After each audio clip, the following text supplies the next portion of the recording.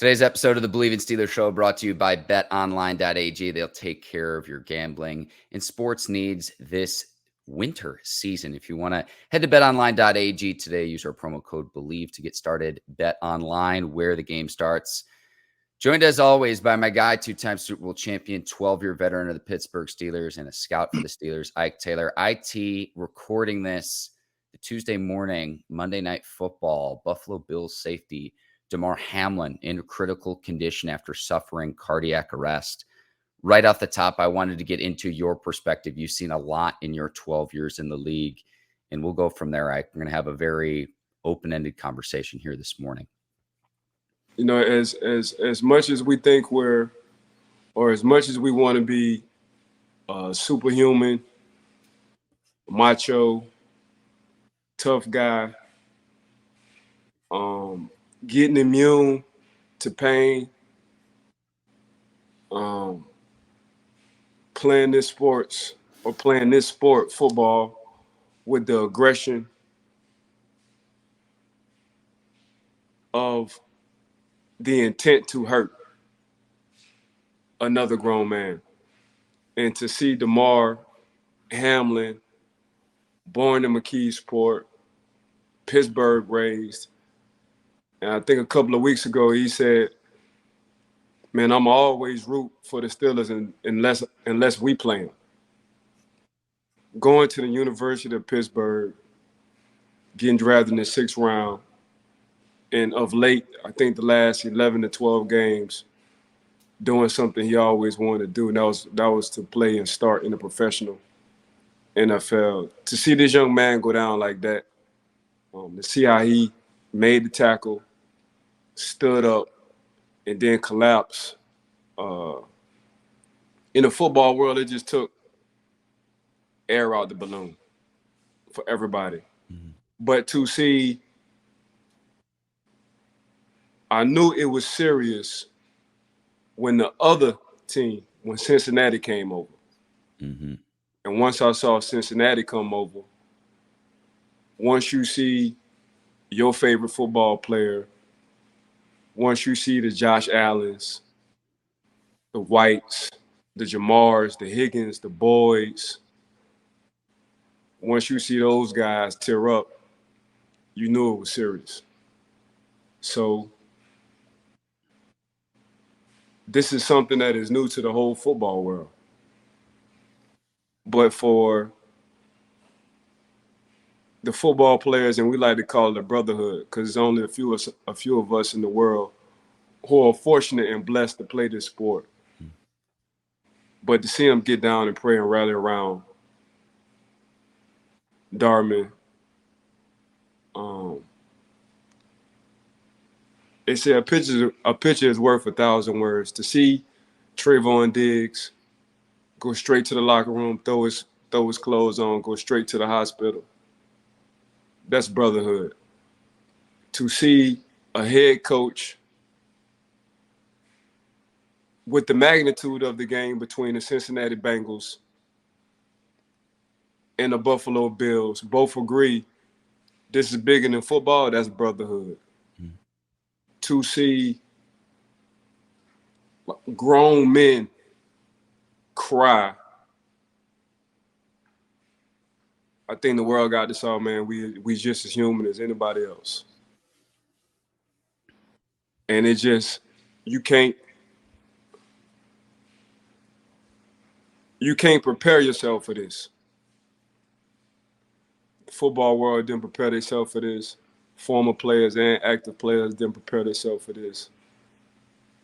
And it touches everybody's heart, because now you just got the professional world of sports just tweeting and reading about and seeing what happened to Damar. So this was very serious. Prayers go out to the Buffalo Bills, the Martin family, but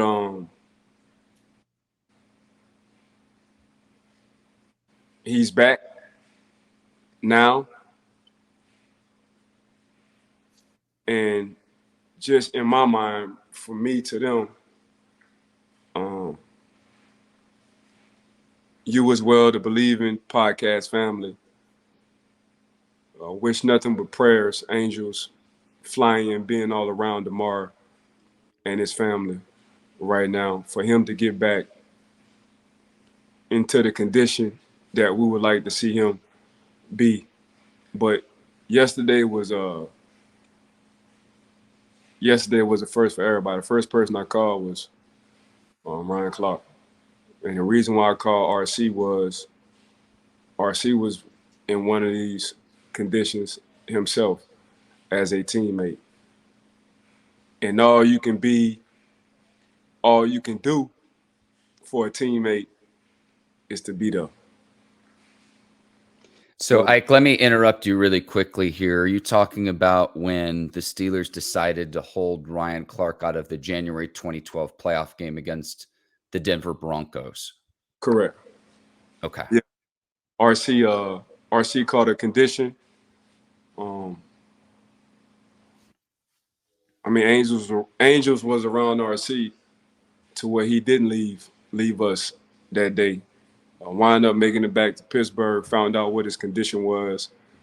Sat in the hospital for a week or two, and as a brother, because we're from the same state, not too far down from where I'm from, as a brother, because I know exactly what RC had put on the line.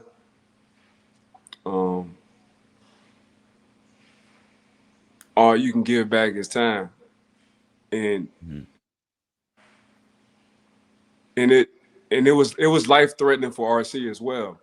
So yeah, let me hop in, Ike, just to give more context while you gather your thoughts about RC. I thought he did a tremendous job on SportsCenter last night. So this is in October of 2007. That marked the last time Ryan Clark played in Denver, and it cost him 2 organs. And it was because of a sickle cell trait, causes a blood reaction when you exert yourself at a high altitude.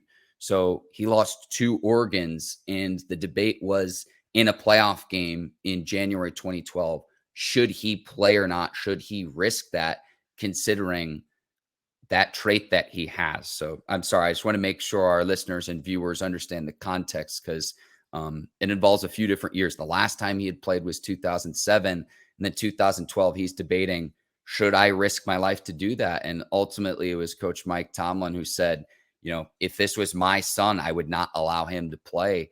And he decided to sit out that playoff game against the Broncos. Yeah, I've seen it. I've seen it firsthand with my teammate. I've never seen cardiac arrest firsthand on the field.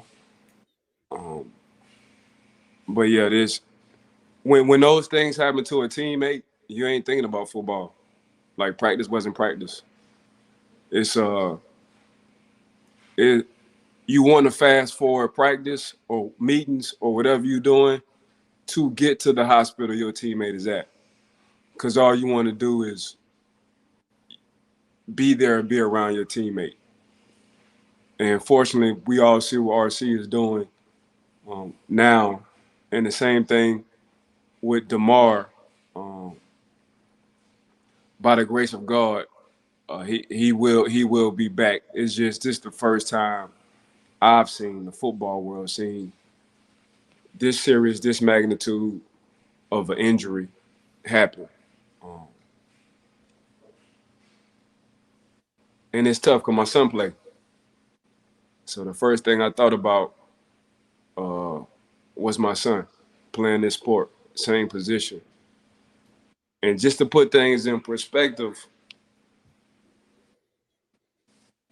we're probably the lightest guys on the field.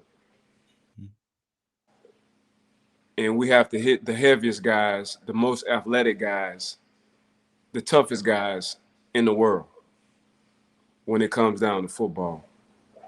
But we're always talking about put your body, put your life on the line. But last night, that was a reality. Put your body, put your life on the line for us is playing with injuries, playing with a broken arm, playing with broken fingers, something I did. But last night, it got to that point where Damar Hamlin, life was on the line. So it shocked me. It shocked the world. And you just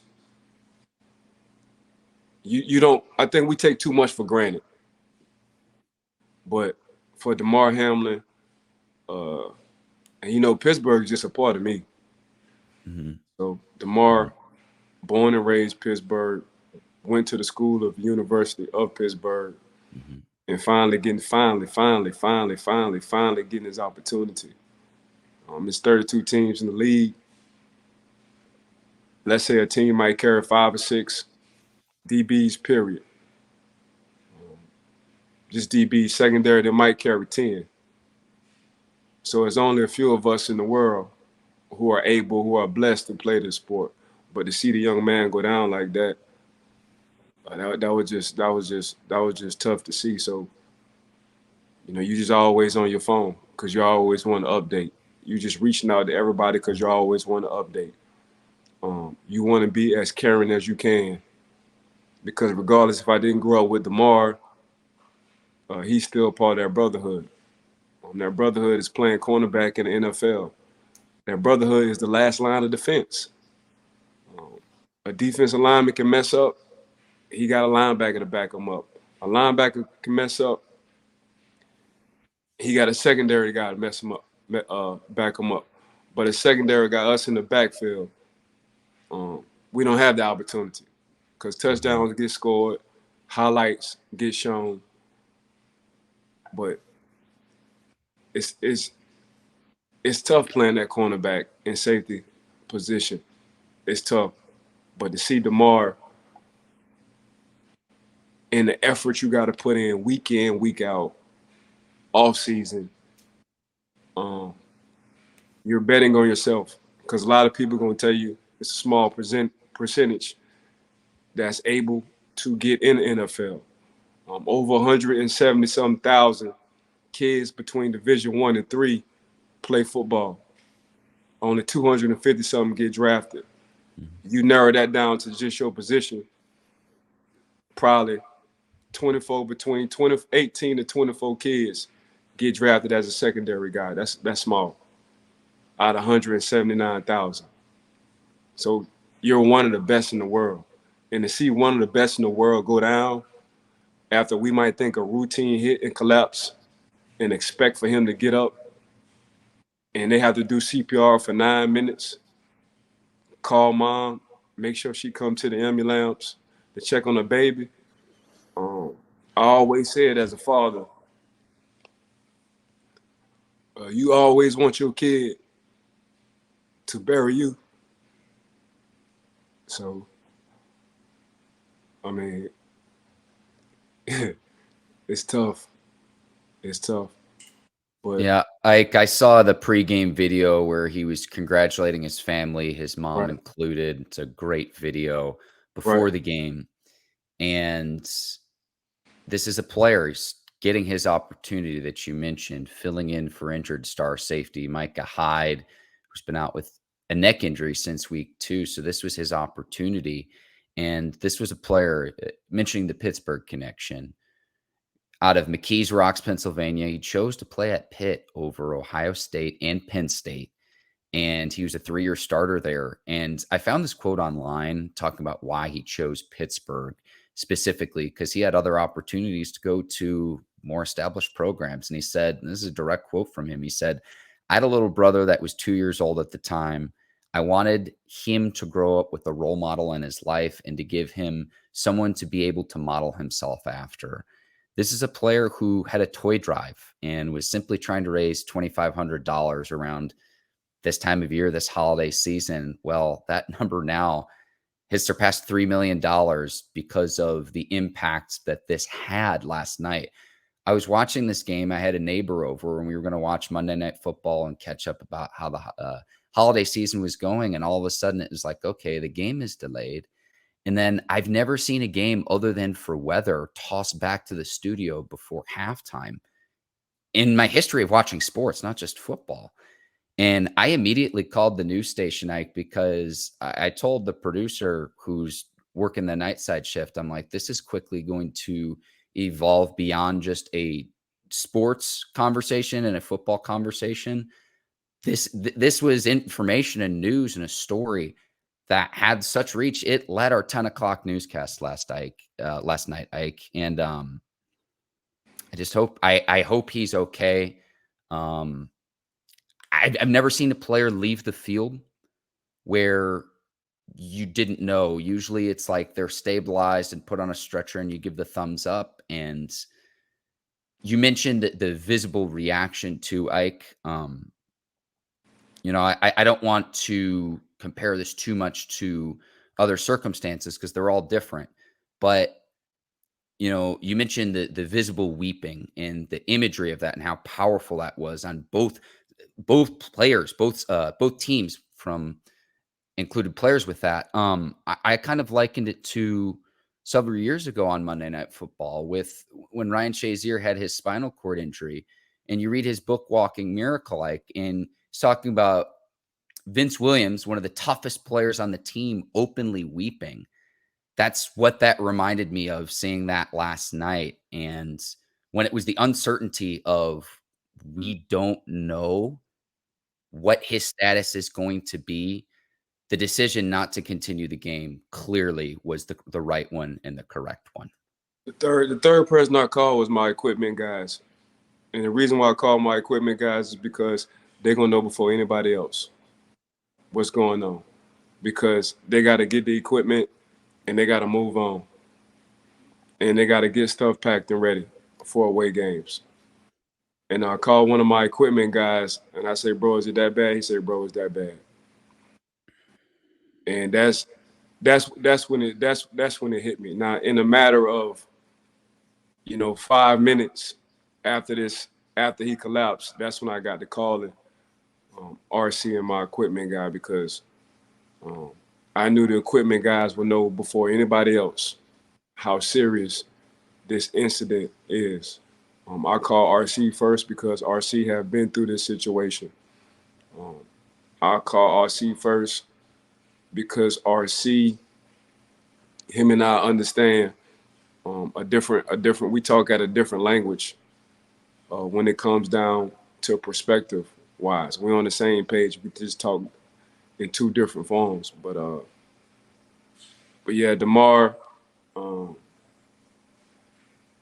golly, to leave and come back says a lot about how much of a fighter he is. And obviously to pick Pitt over big Power 5 schools, the Ohio States, the Penn States.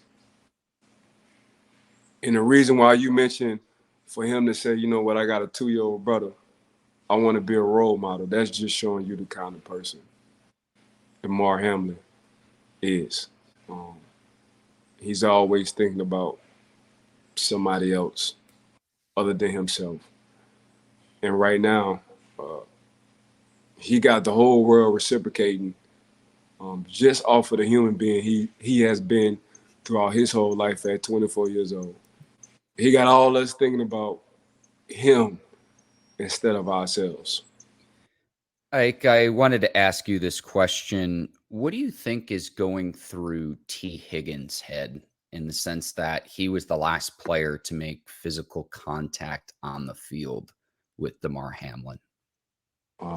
Really, not only even T. Higgins, everybody who was out there on that field. What the hell I can do to help? That I'm just my personal opinion. That's what all them boys thinking. From a Cincinnati standpoint to a Buffalo Bills standpoint, obviously.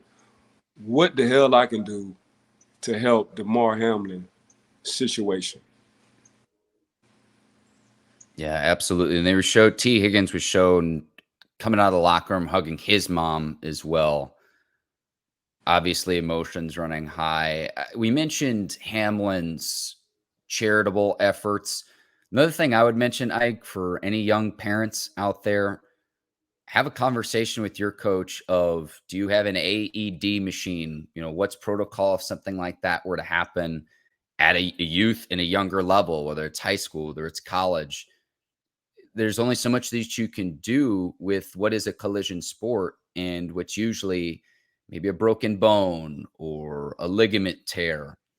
When someone stops breathing and they had to administer CPR, it's a whole nother level because you need oxygen to breathe. We're neither of us are doctors, but it's at a heightened level compared to, you can have surgery to repair broken bones and whatnot. I mean, I broke damn all my fingers, broke both my ankles, broke my arm. That was my most serious injury. My arm, 2 plates and 15 screws still sitting in there. But Damar had to get help on life. To be breathless and to have some assistance on life, that's serious. And that's something we've never seen on the football field at a professional level, me let alone any level, for a young man to need assistance or help on life. Is there anything else that you would want to mention in terms of what happened last night? We're recording this 10:30 Eastern time. The morning after, Damar Hamlin got taken to the hospital after collapsing on the field. He remains in critical condition in the hospital. Is there anything else that you think it's important our listeners and viewers know, given what happened on Monday Night Football? No, just prayers to Damar and his family. For me, he family. Just coming from the 412, and that's Pittsburgh area code. So I'm gonna see what I can do. That's exactly what I'm gonna do. I'm gonna see what I can do, but just send out prayers to the family. Please keep me posted in what you find out, given your connections to the Pittsburgh area and throughout the league, and would love to be able to share that with the listeners and viewers of the Believe in Steelers show. I'll go ahead and sign off for the both of us here. For Ike Taylor, I'm Mark Bergin. Thanks so much for taking the time to watch. Ike and I will be back later this week to preview Steelers and Browns Week 18. We're going to see how the league moves forward with this, kind of in an uncharted territory. But we'll be back later this week talking about football. And we'll give you an update on Damar Hamlin as soon as we know it, too. Thanks so much for taking the time for watching. Take care. So long, everyone. Peace.